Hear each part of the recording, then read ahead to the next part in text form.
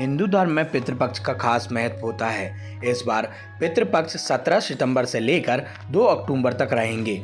कुंडली के पितृदोष दूर करने के लिए पितृपक्ष का समय सबसे अच्छा माना जाता है।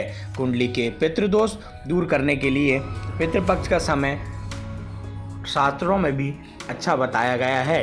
इन दिनों पितरों को खुश करने के लिए और उनका आशीर्वाद पाने के लिए कई तरह के उपाय किए जाते हैं। साथ ही पितृदोष दूर करने के लिए भी कुछ उपाय बताए गए हैं। इसलिए आइए ज्योतिष आचार्य पंडित पंकज पाठक से जानते हैं कि कुंडली में पितृदोष दूर करने के लिए पितृपक्ष के दौरान कौन से उपाय हमें करने चाहिए, जिससे हमारे पितृगण खुश हों और प्रसन्न होकर हमें उनका आशीर्वाद प्रदान करेंगे। यदि आप पितृदोष से परेशान हैं और यदि आपकी कुंडली में पितृदोष है तो आप निश्चित ही ये जो कारण हम आपको बताने जा रहे हैं, इन कारणों से आप पीड़ित होंगे। पहला, संतान संबंधित आपको परेशानी रहेगी। आपके पुत्र या पुत्री जो हैं उनके रोजगार में व्यवधान होगा या उनके विवाह होने में कई प्रकार की अड़चनें आ रही होंगी। घर में आर्थिक संकट होगा, रोजगार की कमी होगी, घर में लगातार बीमारी अस्वस्थता बनी रहेगी, घर में कई प्रकार के संकट, आर्थिक संकट, कर्जे की स्थिति बनी रहती है।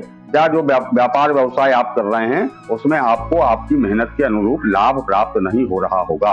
यदि इस प्रकार की किसी स्थिति का आप सामना कर रहे हैं तो निश्चित ही आप पितृदोष से पीड़ित हैं। कहीं ना कहीं पितृदोष आपके जीवन में परेशानी उत्पन्न कर रहा है। तो साधारणतः इसके जो उपाय हैं, यह 16 दिन जो है पितृपक्ष या श्राद्ध पक्ष कहा गया है। इसमें हमको हमारे पितरों की आत्म शांति के लिए श्राद्ध करना चाहिए, तर्पण करना चाहिए, होम हवन करना चाहिए, ब्राह्मणों को भोजन कराना चाहिए, गाय को, कुत्ते को, कौवे को, चींटी को और जो अतिथि की बलि ऐसी पंचबलि कही गई है वह पंचबलि हमको देना चाहिए। इसके अतिरिक्त पितृदोष शांति के जो विशेष उपाय हमारे शास्त्रों में बताए गए हैं उनकी भी हम चर्चा करते हैं। दक्षिण की जो दीवार है, दक्षिण की दिशा पर हमारे पितरों का फोटो लगा करके हमको वहां नित्य प्रति तेल का दीपक प्रज्वलित करना चाहिए। नंबर दूसरा, जो हमारे घर की दक्षिण दिशा है और दक्षिण दिशा में हमको पितरों के निमित्त सायंकाल प्रतिदिन तेल का दीपक लगाना चाहिए। पीपल की पूजन करें।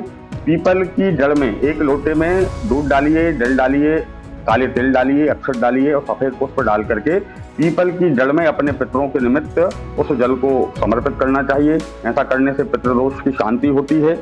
पीपल के परिक्रमा लगाना चाहिए। भगवान विष्णु का पूजन करने से, भगवान विष्णु का अर्चन करने से, भगवान विष्णु के विष्णु सहस्त्र नाम का पाठ करने से या श्रीमद् भागवत का मूल पाठ कराने से भी पितृदोष की शांति होती है। इसके अतिरिक्त जो हमारे शास्त्रों में नारायण बलि की विधि बताई गई है, त्रिपिंडी श्राद्ध की विधि बताई गई है, श्राद्ध, पिंडदान, तर्पण इत्यादि के जो विधान कहे गए हैं उन विधान को हमको करना चाहिए और पितृ गायत्री का हमको जप करना चाहिए। यदि इस प्रकार से हम हमारे पितरों की संतुष्टि के लिए, आत्म शांति के लिए प्रयोग करते हैं, कार्य करते हैं और जब पितरों को संतुष्टि की प्राप्ति होती है, वे उत्तम लोकों की ओर जाते हैं, तो हमारा पितृदोष समाप्त होता है। हमारे जीवन में सुख, शांति, समृद्धि, उन्नति की प्राप्ति होती है। हमारे जीवन में जो भी संकट है, आपत्ति है, विपत्ति, वे सब दूर होते हैं।